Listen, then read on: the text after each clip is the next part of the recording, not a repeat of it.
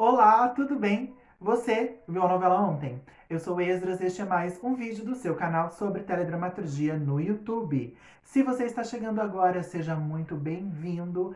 Se ainda não é inscrito, se inscreve no canal, ativa o sininho de notificações para não perder mais nada. Se você, assim como nós, também foram apaixonado por teledramaturgia.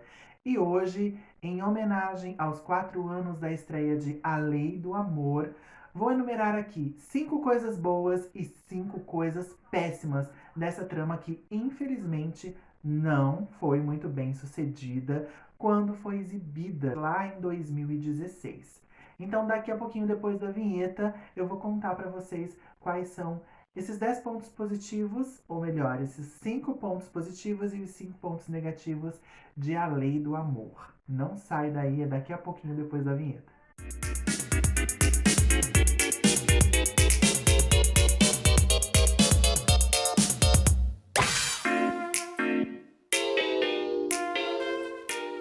Bom, gente, primeiramente eu preciso dizer que a Lei do Amor chegou, né, entrou nos nossos lares, pelo menos no meu lar, recheado de expectativas da minha parte.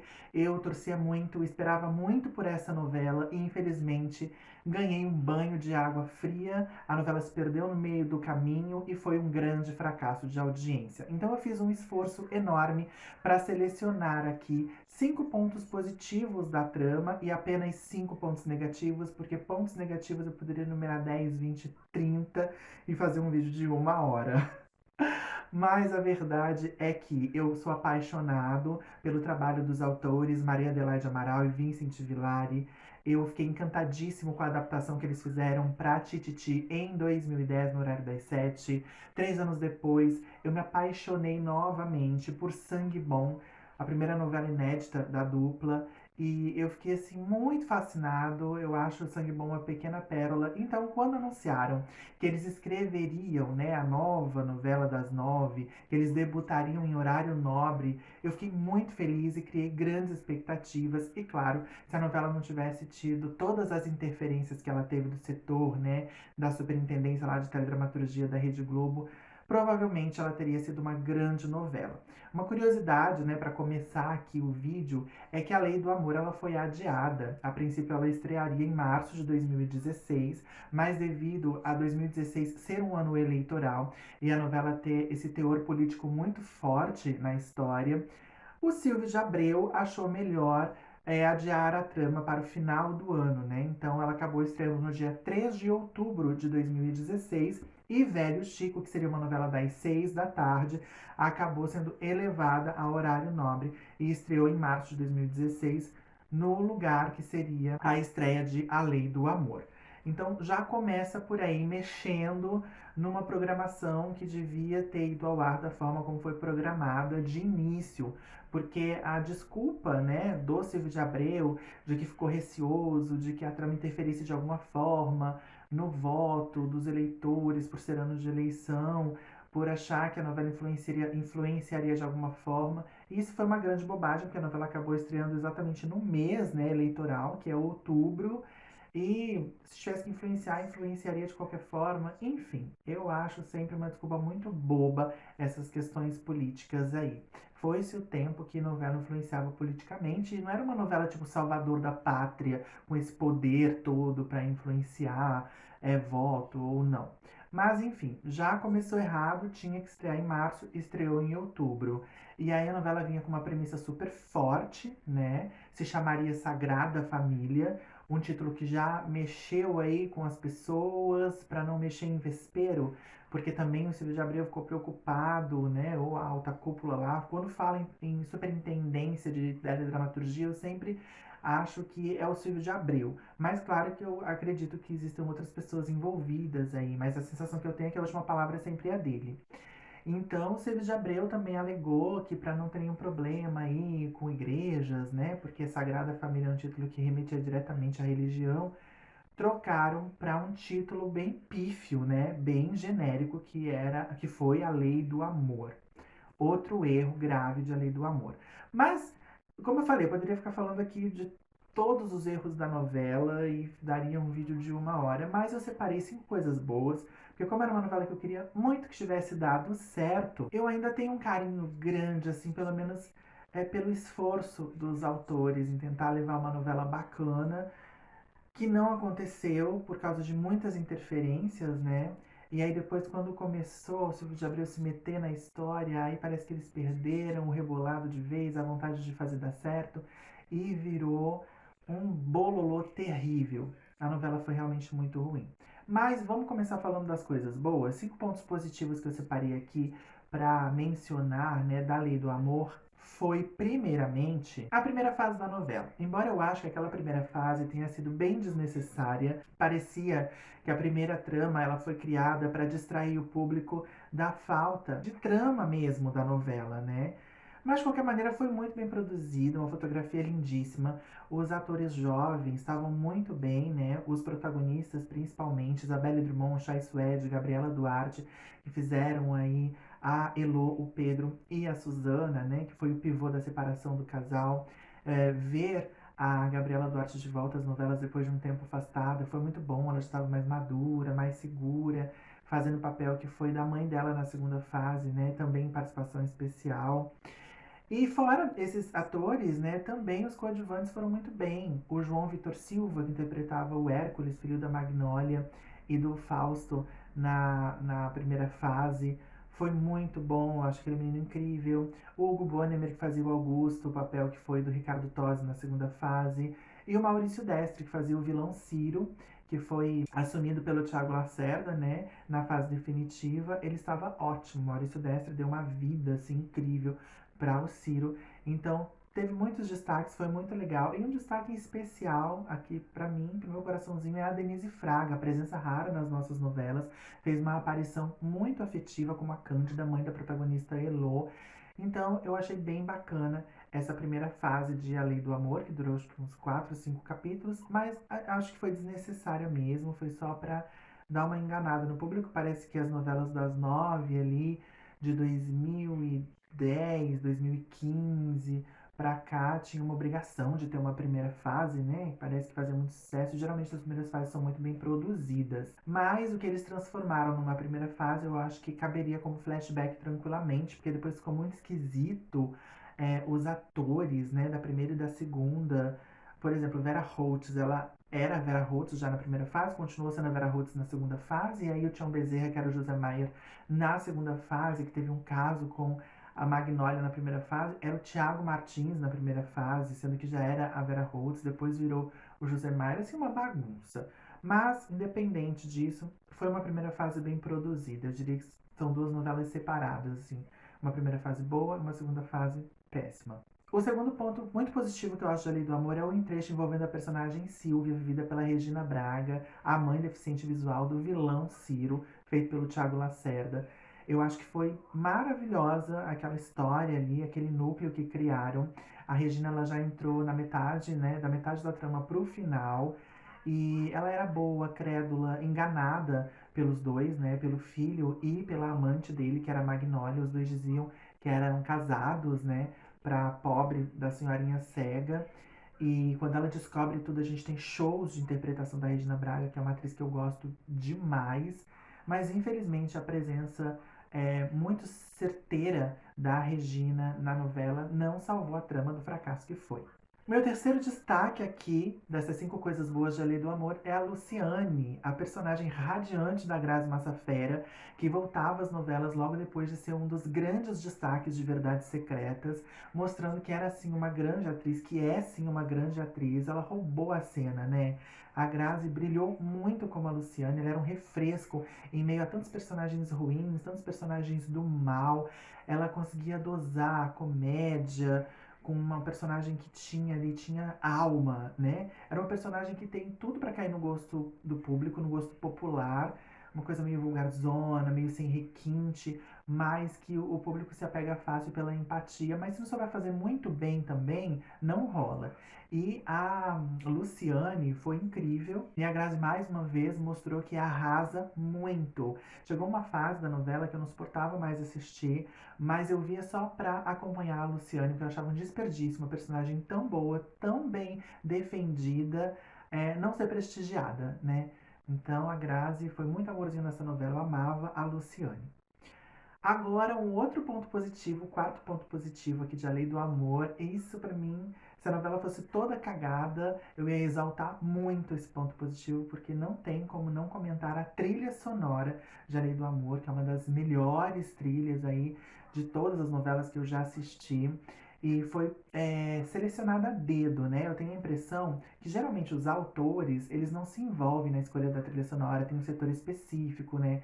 Nas novelas que escolhem as músicas e tal. Porém, o Vincent Villari, ele é muito ligado à música. Ele escreveu um livro enorme, que é um ótimo livro de pesquisa, aliás, sobre trilhas sonoras, né? As trilhas sonoras da novela desde o ano de 1969 até 1989. Então é um livro assim, se você precisa fazer uma pesquisa relacionada à trilha sonora, eu indico esse livro que se chama Teletema, e é um livro escrito pelo Vincent Villari e pelo Guilherme Bryan, muito bom. Então eu sei que alguns autores se envolvem na escolha da trilha, como Gilberto Braga, que é apaixonado também por música.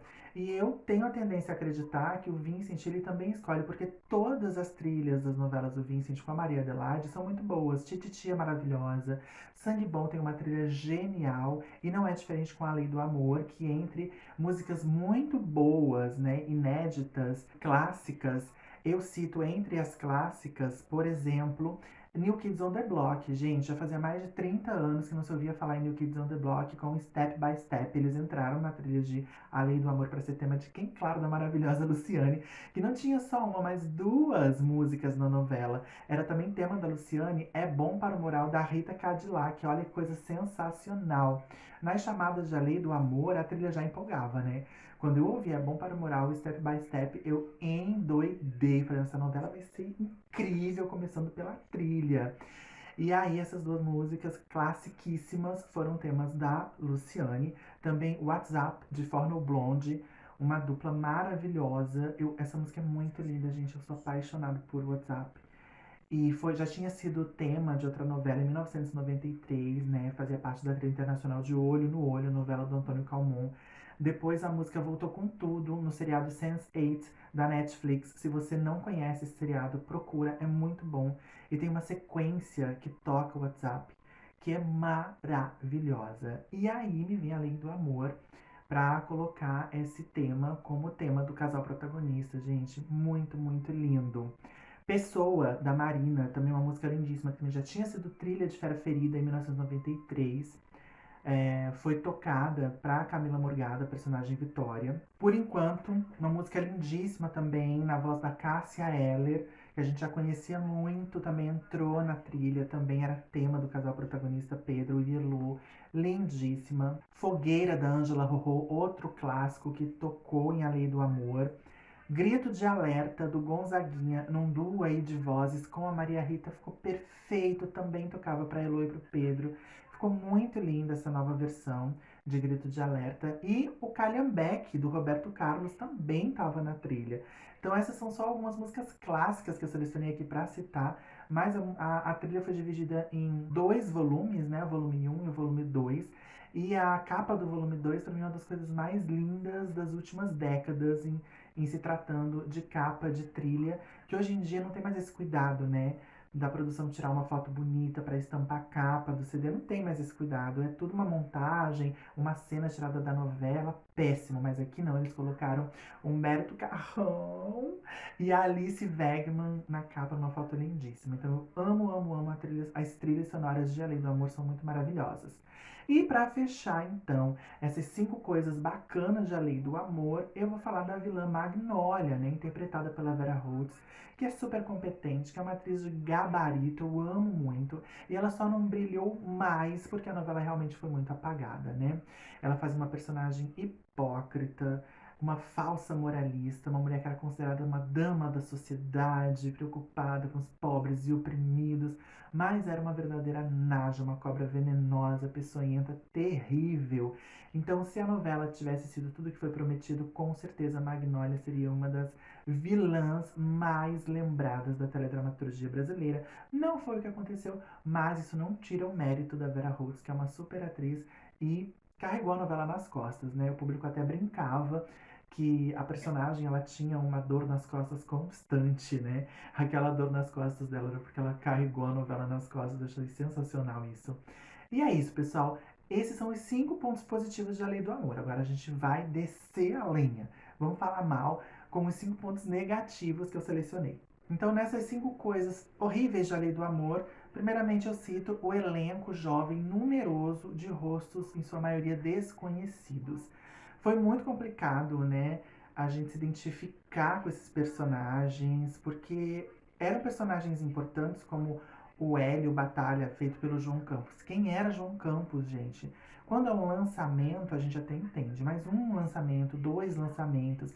Agora, além do João Campos, que tinha uma participação muito importante na novela, tinha também a Tainá Miller, que fazia Ana Lu, a Bruna Ramu, que fazia Camila, a Ariane Botelho fazendo Aline, Rafael Ganem fazendo Gladson, a Rafael Lozano fazendo Davi. Vocês sabem quem são essas pessoas?